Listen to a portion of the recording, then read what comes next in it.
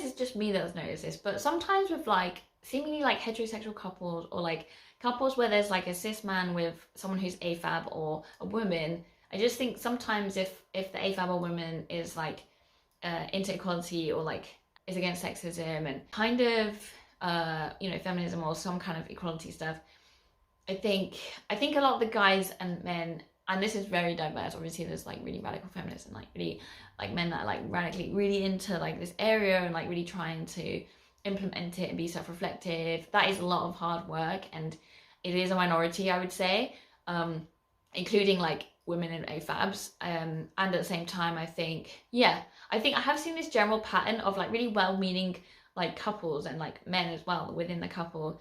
You can just tell they're a bit like, oh no, if like some of the like feminists, like AFABs or women, are like getting together or like talking about these issues. And again, it kind of illustrates, I think, a lack of like they just need to get more engaged with these subjects to realize like I'm just like, this is for your own interest, you know. That's what confuses me. I'm just like, it's very common, like don't get me wrong, I just think I want to reassure people that like more equality in your relationship.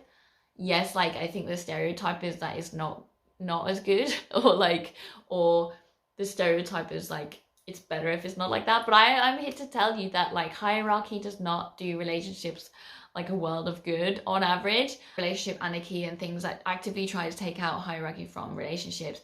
A lot of issues in relationships come from inequality and come from sexism and racism and transphobia and ableism and everything else. So it's just, I just really want to reassure people that like, it's not easy. Yes, it's uncomfortable, and it's like you lose privileges, but they're excess privileges and they're not doing you any good.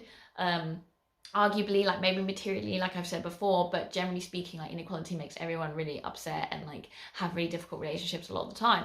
I just want to like really encourage you to just delve into that and like really get involved, and like just don't feel, or at least like try to treat your suspicion of equality or kind of wariness of it being kind of introduced into relationships more and more, or talked about, or having those connections. I just think that comes from people realizing that their privileges are kind of under attack. And I think, like I've spoken about quite a lot before, that naturally builds up kind of a defensive approach with people. And that's very common. If you talk about privileges around any privileged group, you know, white people and men and like cis people get all uppity about it because the system has taught them to do that in order to protect the system. But we have to be suspicious of that. Like in my equality course and masters, we were taught to sit comfortably in being uncomfortable because it shows that something is happening there.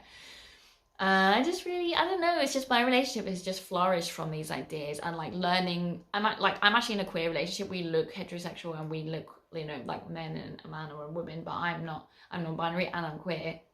And we learn a lot from queer relationships. We learn a lot from equality work, and it's just been amazing. And yes, I'm not going to frame it as like perfect. There's no relationship that's perfect, but I just really want, if they want, other people to also have the access to this information and resources to make the kind of relationships that they want. And I think a lot of the pitfalls comes from, you know, what I've just mentioned, like hierarchy and stuff. So yeah, just try to like be suspicious of defense mechanisms around these things, and like encourage like equality and like equality of feminist relationships, and like it's gonna be great. It's not gonna be easy. I remember actually there was some academics who were trying to like frame like this inequality course in like a good way, and they're like, how do we frame it? How do we like share it with like people in a way that they would like to do this course? And they're a bit like, oh, it improves relationships, and they're a bit like, oh, but does it though? Because it does bring up issues, it does bring up complexities, and that's kind of the whole point, you know. In order to improve how people relate to each other, you know, you have to deal with those things if you want, in my view, a healthy relationship. And I know that I'm obsessed with this because I'm a survivor of domestic violence, so I know like the kind of worst parts or expressions of inequality in relationships. So yes, I'm obsessed with this, and yes, I'm obsessed with like having healthy relationships, and this is exactly why. And that's why I'm kind of linking these two things together, because I've seen how they're linked and the kind of the worst possible expressions of it, but also the best, you know, expressions of it as well. So yes, I'm not trying to pretend this isn't complicated, but I just wanted to have to like chat about that for a little bit, because I have just been thinking about it. So there. So no, I didn't mean to be like, so there. I just mean like, so that's why I'm talking about it. And Yeah, I'm glad that I can talk actually on this app because I just have so many things going on in my head, like we all do. I'm not trying to pretend I'm like a genius. I just think it's nice to get it out of my head. Yay! I actually need to write more poetry soon. That helps as well. Like, if you've probably seen that my poetry talks about like exactly the same things. I don't really change what I talk about. It's all about like paradox and inequality, and that's basically it. So I'm glad you're not bored yet. Yay! Okay, I'm gonna go now. Bye.